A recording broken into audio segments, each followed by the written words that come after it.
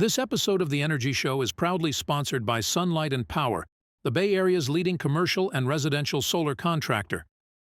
SLP has been designing and installing photovoltaic, battery backup, and solar thermal solutions since 1976.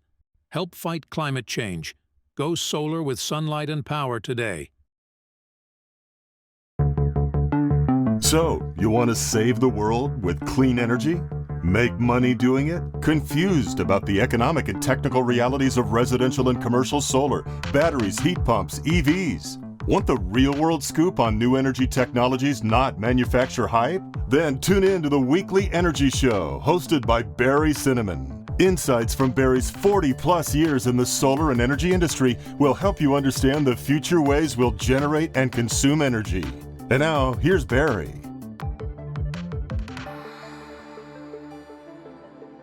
Welcome to this week's Energy Show. Now, there's a lot of changes in the rooftop solar industry with electronics and batteries and racking. I just think back to the old days where we just had two DC wires coming down into a simple string inverter. And then module-level power electronics, we didn't really call it then. We called it microinverters, or we called them optimizers, became popular around 2010 or so. And they're basically the standard.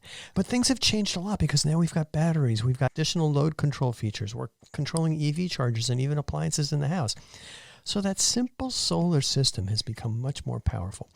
Today, I'm talking about these new energy capabilities with Enphase. I'm a big fan of Enphase, going back to believe it or not, to 2008.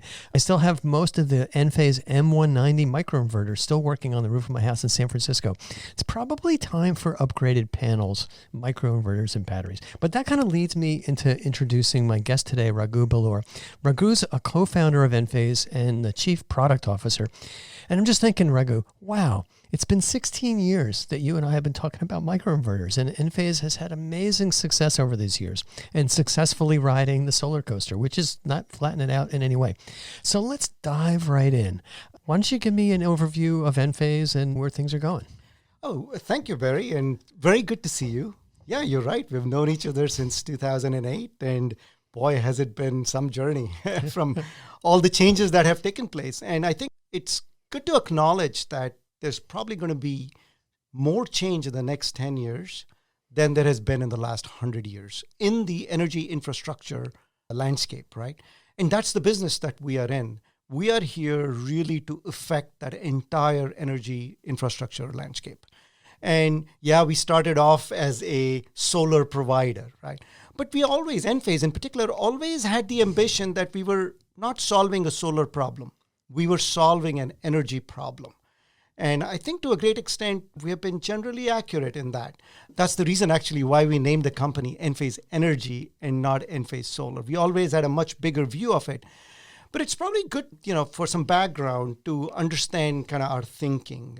For example, I've been in tech my entire career in different fields, including telecommunications. And one of the things that, in pattern matching that you do over your life or your career, you realize that distributed architectures always win in the long run.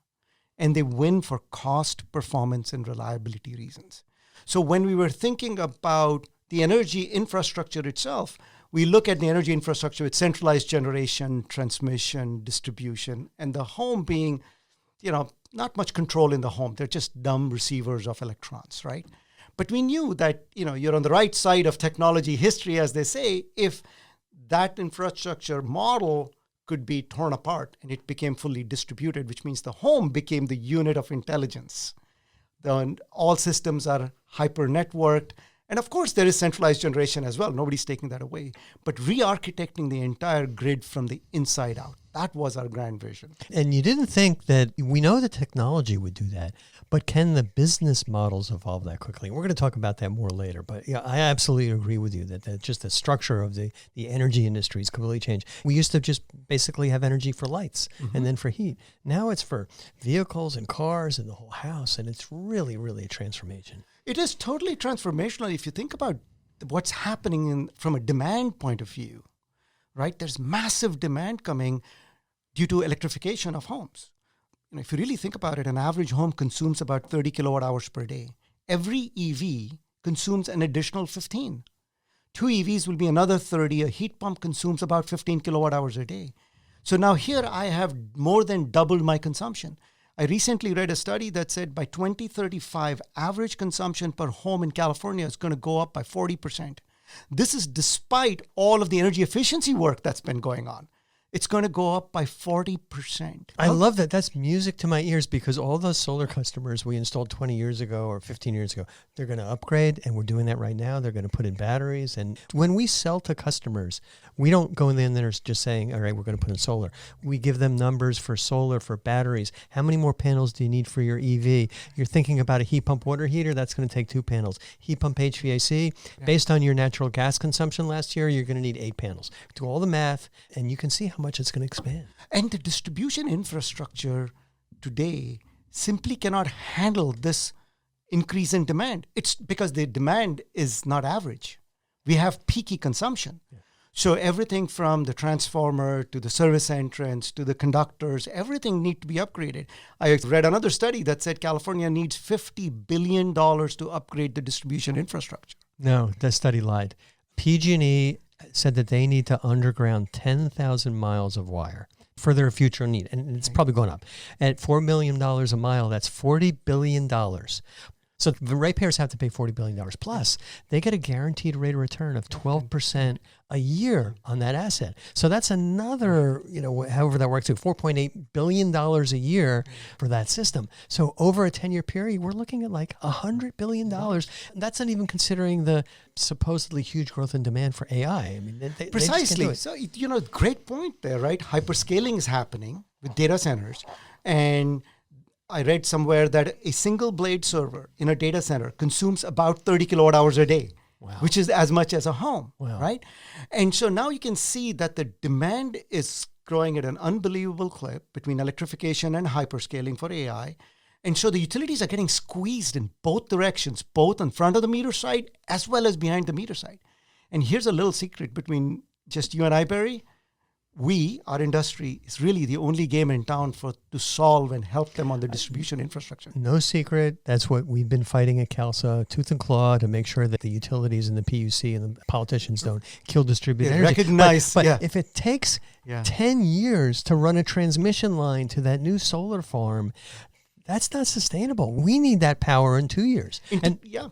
And we can do it. Our industry can do it. Interconnection takes 5 to 6 years on front of the meter interconnection. It takes 2 to 3 weeks in residential and small commercial. We should focus on that. Yeah. There's so much pressure that we can help relieve of the industry. But the utilities don't make money when we solve it on a distributed basis. They make money when it's solved by them. All right, but before we keep going, let's talk specifically about what Enphase has right now and how the products are positioned in the market. Yeah, again, my role is to think about today's products and think about products for the future. So when I think about all of this demand that's coming, in fact, it's here today and continuing to grow, I have to think about what is Enphase's role in that future infrastructure landscape, right? So I really think about, it has to be about energy.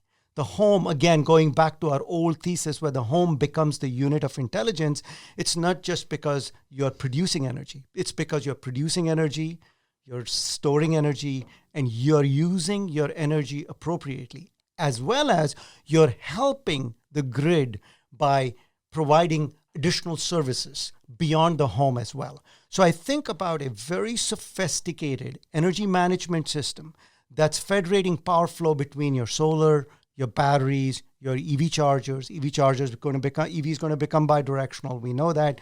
Controlling your consumption, etc., as well as participating in things such as VPP and grid services. By the way VPP is done today is very rudimentary. I think it has to become much, much more sophisticated. I'll give you my insights on VPPs and vehicle to grid a little bit later on, because I got a little bit of a different perspective after being through it. But let's keep going. Yeah. So when I think about what Enphase is doing is we started with solar, but we started with a decentralized distributed solar architecture, which is the notion of microinverters. the way we did microinverters was fundamentally different from the way people were doing it before. People were taking big box inverters and shrinking them down into small inverters and calling them microinverters. We said, no, there's something wrong with that. And so we re-architected it using digital topology, using ASICs. And so we do our own custom chip, and which is really the core to our success, but it's also to drive cost, performance, reliability, etc. But we also built a system. So we said, no, it's not just about microinverters. It's not about software-defined devices with full-stack software running on each microinverter. It's about having a communications infrastructure, fully bidirectional, gateway cloud. You recall, Barry, we have had that gateway device since 2008, and cloud as well, fully bidirectional. So as we saw that the energy landscape was evolving, and it was truly becoming an energy problem that we were solving with the advent of batteries, etc., we slowly morphed what we were doing before into a platform. And just think about solar being just the first application running on that platform. Then you add batteries into that platform. You add an EV charger into that platform. The interaction with the grid is becoming very, very sophisticated. You're looking at what's happening with NEM 3.0. As I tell everybody, there's nothing NEM about NEM 3.0. It's not NEM. It's NBT, right? NEM's over. NEM's over. Yep. NEM's over. And so I think the interaction between what's happening within the home, what's happening with the grid has evolved a lot, and it's going to continue evolving a lot. We'll talk about things like flexible interconnection, etc. It's a really important aspect of how we're going to solve this massive onslaught of demand that's coming at us, and how our industry is best positioned to solve that onslaught. And we'll talk about that, because I've got some ideas and insights into how technology can avoid the incumbency that we've got with the utilities, which reminds me of the telephone industry and Ma Bell and the CLEX versus the general. Yep, I had a front row seat to that journey. Yep. And you saw how it worked out. The competitive local carriers really didn't. ILEC and CLEX. Yeah, exactly. I was with a company called Serent that got acquired by Cisco. Yeah. And that's what we did. It was disruptive. All right. So anything else about products that you've got right now? And so talking about what's good for consumers, what can they buy from Enphase? Right. So obviously they can buy solar, they can buy batteries, they can buy our intelligent EV chargers. The software comes with it. They can do load control. So we offer a complete energy system. What's really interesting is that the techniques that we are applying, it's turning into a massive software problem right now, because you have to federate multiple disparate resources, solar, battery, EV charger, etc.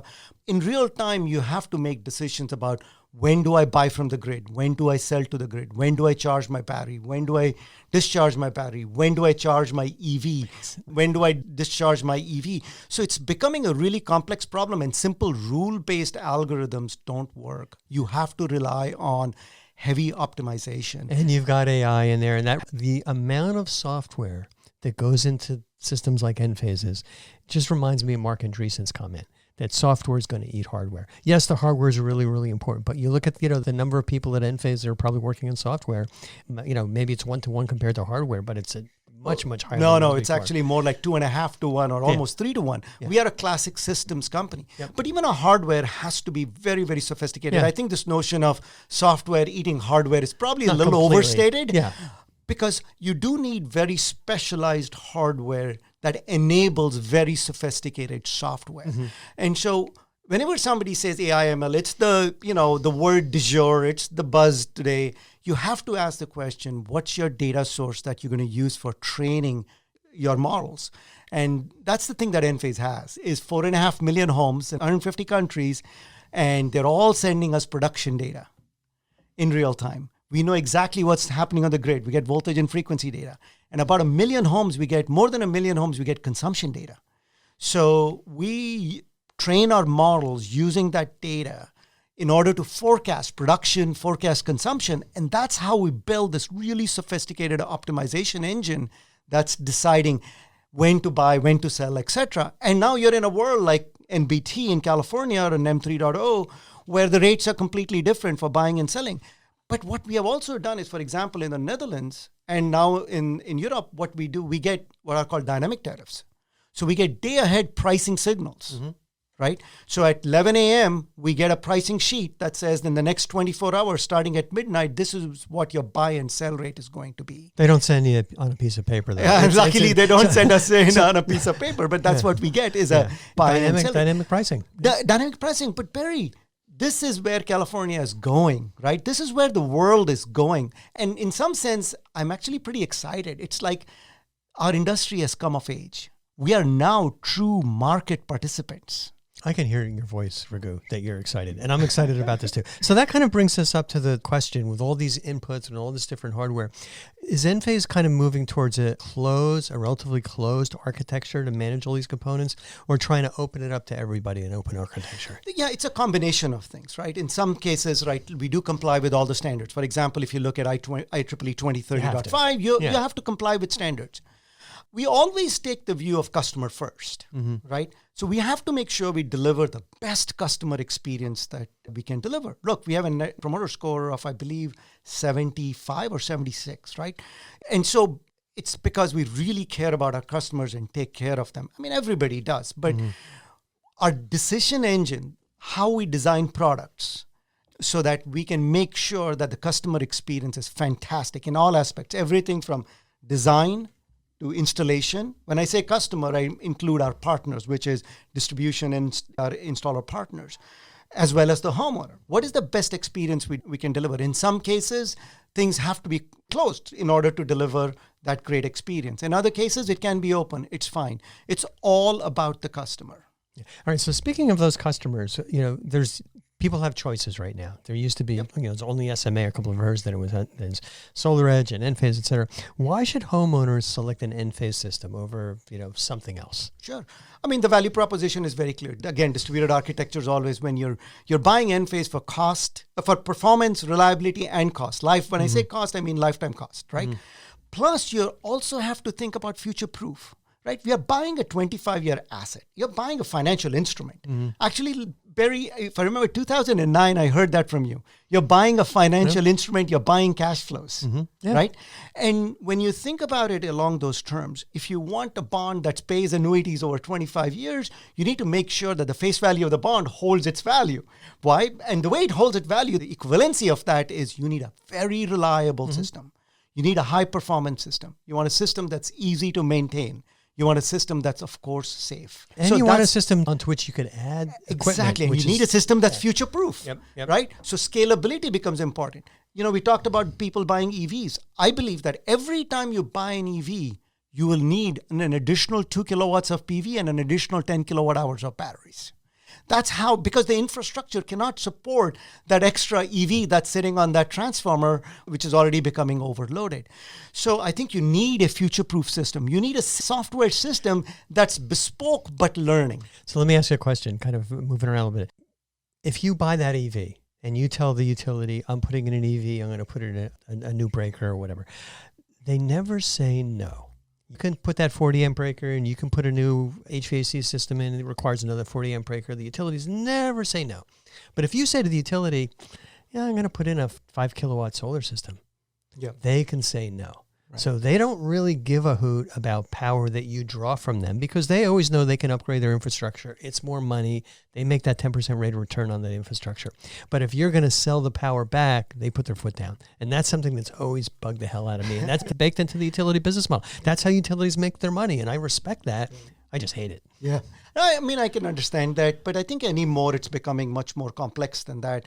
I mean, the fact that, a transformer is oversubscribed by 4 homes and every home can have 2 EVs, there is no chance that any of that infrastructure is capable of supporting all that extra demand. Now, if 3 of those homes have heat pumps, they're in big trouble. So they have to start caring. Well, the irony is, and I remember looking at this, this is like 10, 15 years ago. I remember a hot day, we were actually doing an earnings call, and the transformer blew up in our neighborhood. It's a really hot day because, somebody plugged in an EV or turned on their air conditioner. It wasn't there when the system was designed. Right. But you look at the ability for, let's say you've got that little neighborhood, you've got 5 people, 5 homes, they're on one transformer, they're putting in EVs. If just one of those homeowners puts in a solar system, that offsets that demand. That transformer is now running more coolly, but the utility, they don't make money on that. They'd much rather send out a crew and go from a 20 kilowatt to a 40 kilowatt.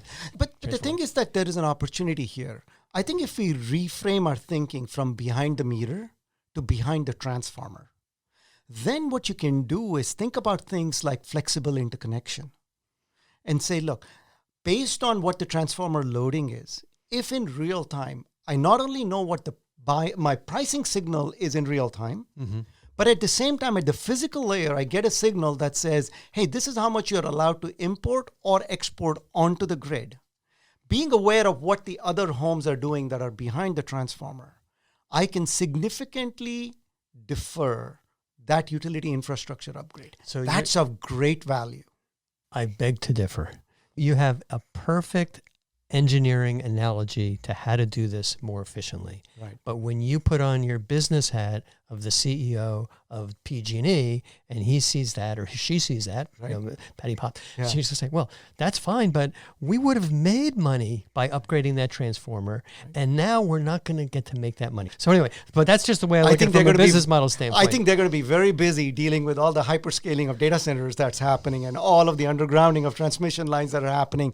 I think there is a chance for there to be some more logical discussion. Maybe. And I think they're going to be forced into a technological transformation like the phone companies were when you cut your cord with the phone, because now you've got a cell phone and you don't have to worry about that one. But that kind of leads us into, what do you think about VPPs, virtual power plants, and vehicle to grid? And then we'll talk about that, but I'm going to add in my concept of vehicle to home. Yeah.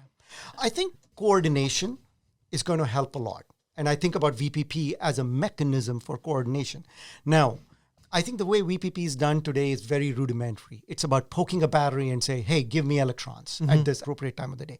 I think the more intelligent way, and it's coming, is going to be about telling the area controller. Area controller in utility parlance is that intelligent system that's managing the home that says, hey, participate in the operation of the grid and give me so many kilowatts, right? How the area controller within the home decides how to deliver those kilowatts is left to the home. For example, a home may decide, I want to discharge my battery. Or a home may decide, hey, I'm going to throttle down some of my consumption. The net effect is the same, right? The home may decide someday, when you have bidirectional EV chargers, may say, hey, I choose to discharge my EV as another example. But that's just a capacity market. It's market participation, right? You could have frequency regulation market. You could have a reactive power market. You could have a congestion market. But these are all market participants. And picking individual devices to do a specific function is very, very limiting. And imagine doing that in a centralized manner. VPP, by definition, conjures up in my mind centralization. Forget it. Have virtual area controllers. Every feeder network has a piece of software that says this feeder network can participate at any point in time with so many megawatts for this duration. And then let the area controller that's managing that feeder, that virtual area controller, then decide every home, hey, how much can you participate? It becomes a statistical problem. I don't need that every home participate 100% of the time. I've really thought a lot about how to architect this, and it is coming. And by the way, it's likely to happen first in Europe, where more of the markets are deregulated than happening here, because it's truly about market participation. So VPP is fine today, the way they are doing it. And we can talk about what is V2G and V2H means as well. That's a whole new conversation. I'm hearing that and I'm thinking, what's the mechanism by which all these participants decide what they should do? Obviously, there's going to be software, there's going to be communication protocols, there's going to be terms and ways this is done, throw in AI, and it's a nice buzzword. But I look at it as the way that this is going to be coordinated is through currency, through money.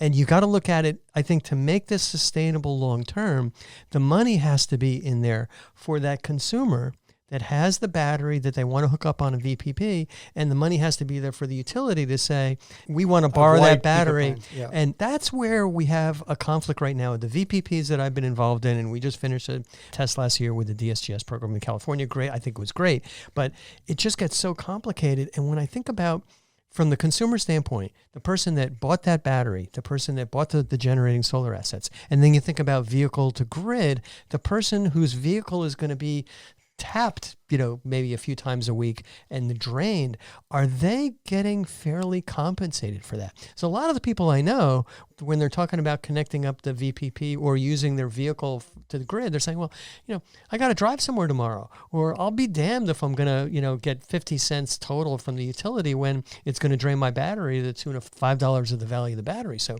we don't have a clear bi-directional market between the utilities that want to borrow that asset and the homes and the businesses that own that asset and want to get fair compensation. You hit the nail on the head. It has to be market pricing based. And that's why I'm saying net billing tariff in California is coming of age of our industry. We are now active market participants because look at the signals they're giving us. It's in a more static form, right? They're saying, listen, I'm swimming in electrons. I go to the CAISO website and look at real-time data on where CAISO's generation is coming from. And usually it's 90+% of it is coming from renewables, right? Yep. So they're saying, hey, look, in the middle of the day, it's a supply and demand issue. I'm swimming in electrons. I don't want your Power's electron. negative. Yeah, I'm going to pay you 2.5 cents a kilowatt hour versus 4 p.m. to 9 p.m. It's time of use rate. San Diego, you're going to pay 82 cents a kilowatt hour, right? And PG&E, I think you pay 54 cents a kilowatt hour, right? And then come September, 5 p.m. to 7 p.m., we'll pay you $3 a kilowatt hour for participating now. And when I look at that, it's $2.83 average throughout those 2 hours. Right. But then that's in September in the evening when it's really hot. And people are going to need big battery systems to say, hey, I'm going to go try and get another $6. But for that, if they don't have a big battery, I get the $6, but I'm going to have to roast in my house and I can't use my power. And this is where intelligent software comes in. Right? Intelligent software anticipates what your demand is going to be, hourly consumption is going to be, and then it may do things like pre-cooling, for example. But what's really interesting, though, is, like I said, you hit the nail on the head. It has to be a market-based pricing signal. Look at what day-ahead pricing does for you. In some instances, you get negative pricing. When that negative pricing happens, if it's all about the battery, you're very myopic in what you're doing. What you may want to do, the reason why you're getting a negative pricing signal is because the network is swimming in electrons, right? It's got plenty of electrons. So what you may do is you may actually curtail your solar because it's already green. The whole network is green. You may curtail your solar. You may charge your storage. You may charge your batteries. You may charge your EV charger. You may do some pre-cooling on your pump, etc. All of that, in our case, we have this AI-based optimization engine, is making those decisions. It's purely a market-based decision. In fact, the way we do it is actually we treat all players within the home as market players. Solar is a seller of electrons. A battery is a buyer or seller. EV today is a buyer, will become a buyer or seller, right? A load is obviously a buyer. But we say, hey, what is the market clearing price? Where is the marginal cost the lowest? If you have plenty of solar, your marginal cost of solar is going to be zero, right? Marginal cost of solar at night is infinite. So we are making these decisions in real time, but it's correct by construction. You have to be market-based pricing. But the challenge is you've got the elephant in the room, which is the utility, which is not a market entity. They're a monopoly. They can do whatever they want. They're supposedly regulated by the CPUC. Money overcomes that regulation to a very large degree. That's why we have no more net metering. So you mentioned negative pricing of electricity in the middle of the day. Got these huge solar farms. They're just, you got to turn them off. What if we had every commercial building with everybody plugging their large EVs, 100 kilowatt hour batteries into that, soaking up that power? And that's what we're actually doing at our building here in Los Gatos. We've got solar on the roof in another 6 months. We've got EV chargers. So the model is going to be for everybody here. Charge your car up during the day. We'll give you free power. And this is where you really start to disrupt the utility business model. Drive that battery home and plug it into your Enphase system. Plug it in as a generator. And when your Encharge battery gets too low, islands from the grid, and now you're pulling power out of that 130 kilowatt hour vehicle. And so what you've effectively done, it's illegal, based on the utility business model, to have a wire going from the office to the home. That's illegal. You're not allowed to move electrons over a certain parcel. But you can drive them over. But you can drive them over. Exactly. Right. And so I believe that's the easiest way for technology to overcome this stagnant, stable, very, very deep-pocketed utility business model. It's just we're going to drive the electricity where we need it. The challenge, I think that it's a good idea. I think the challenge that is the infrastructure simply not capable of supporting that today. What infrastructure do we need? For example, I can imagine if 50 EVs show up at Enphase. There are a lot of EVs at Enphase, obviously, as you can imagine. 50 EVs show up at Enphase. No way that infrastructure can support 50 EVs charging at Enphase today, even with solar, even with Enphase solar. We have a big solar system on our office building, even with solar, because air conditioners are running. So we have labs, we have all of those things. I think there has to be an infrastructure upgrade. I really think that's why I think there was a study that was done that showed more than 90% of all charging happens at home. But that is a fundamental flaw, because charging at home is, as you said, when electricity is most expensive or infinite, whereas charging during the day when there's a surplus of electricity, that's where we need to charge. Nobody doubts that. The problem is that the utilities aren't making money on that, and we don't have enough EV chargers. Now, at Enphase, when you guys have smart EV chargers that are sensitive to the demand requirements, and I drive 7 miles to work, whatever. That's not that big a deal. I'll use 2 kilowatt hours. But as long as people aren't making really long trips, maybe they only have to add in 10 or 20 kilowatt hours a day and spread that over a 10-hour workday, because I'm sure that's how hard people are working at Enphase. That's much more manageable. Yeah, I think you're correct. I mean, an average commute is about 40 miles, which is about 15 kilowatt hours a day. I still think that the moment you concentrate that much charging in one location with labs and air conditioning and all the other consumption requirements in a building like Enphase, it's very, very difficult unless they upgrade the infrastructure. I think it's an and, right? I think that should happen. Yeah, it's both. an alignment. We're going to need to do both. Yeah, we'll have to do both. I think storage costs are coming down so much and so fast. There's an old BNEF study that was published in 2020 that said, where are storage costs going? I think storage costs are headed in a direction where I believe that every home will have 40 kilowatt hours of stationary storage, because you'll have 20 kilowatt hours plus an additional 20 kilowatt hours, 10 for each of your cars. And you're going to store electrons and you're going to put them in, because they're going to be so inexpensive. I have 20 kilowatt hours when I kind of look at my consumption on cold winter nights, because I run the heat pump. And when I look at my consumption on really hot summer nights, because I'm running the heat pump and air conditioning, I really need about 30 kilowatt hours. Yeah, and I think 40 kilowatt hours is not going to be expensive. And anyway, we are working very hard to improve the energy density. Like, for example, our next generation battery will have 40% higher energy density than what we have even with our product today. So there's a lot of work that's going on in the battery field, but it's also about software. It's also about, this is a problem of abundance. I don't want to make this a problem of, hey, I have to conserve extraordinarily. Yes, you should conserve. That should be the nature of the beast. But especially in California, we have abundance of electrons. We should enjoy the extra electrons that we have. That's the American way. We enjoy things. We don't like to conserve. We want a bigger motor. We don't want a 98 horsepower motor. So as far as V2G is concerned, I have one concern, and I don't know the answer to this. I always think about resources having a purpose. And any resource cannot have two mission-critical purposes. The purpose of an EV is transportation. Mm-hmm. So I always worry, I have this EV, I purchased it to drive from point A to point B, right? Yes, it's got a 100 kilowatt hour battery in it. I get it. I intend to drive that EV everywhere. Should I use those electrons for driving? Or should I use some of those electrons for some other purpose? That's why I think V2G, I'm open to it. I'm still open to it. I want to see what happens with V2G. I'm a big believer definitely in V2H, particularly for resiliency purposes. I am no longer a believer in V2G. I see the way these programs are being developed. I see the way utilities are partnering with the auto manufacturers. I mean, kudos to Sunrun for that deal with Ford, and, GM and everybody else is kind of doing the same thing. They're coming up with utility-centric programs, but they're not considering who's paying for the vehicle. And I think about, you were just talking about capacity at home. I have 20 kilowatt hours of battery storage. It works great.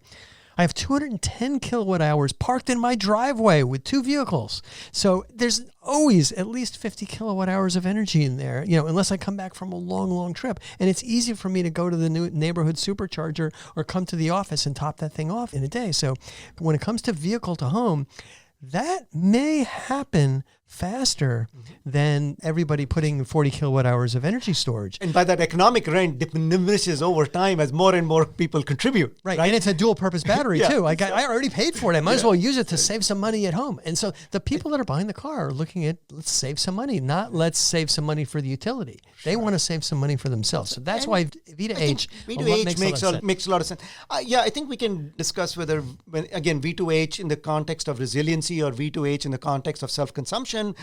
I think you'll have, again, I really believe every home, you're doing it with 20 kilowatt hours of battery. Remember, by definition, the batteries in cars are really not high cycling batteries typically, right?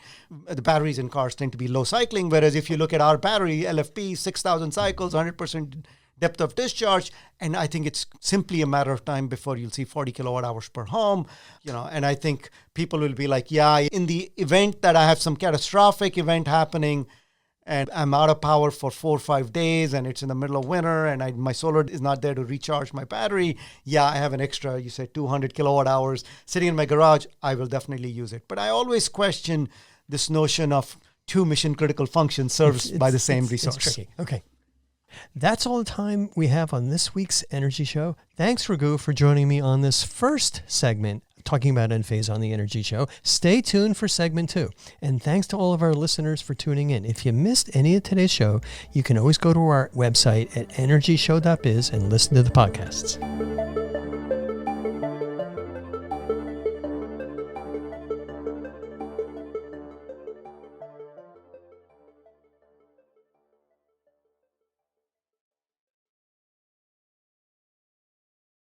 This episode of The Energy Show was proudly sponsored by Sunlight and Power, the Bay Area's leading commercial and residential solar contractor.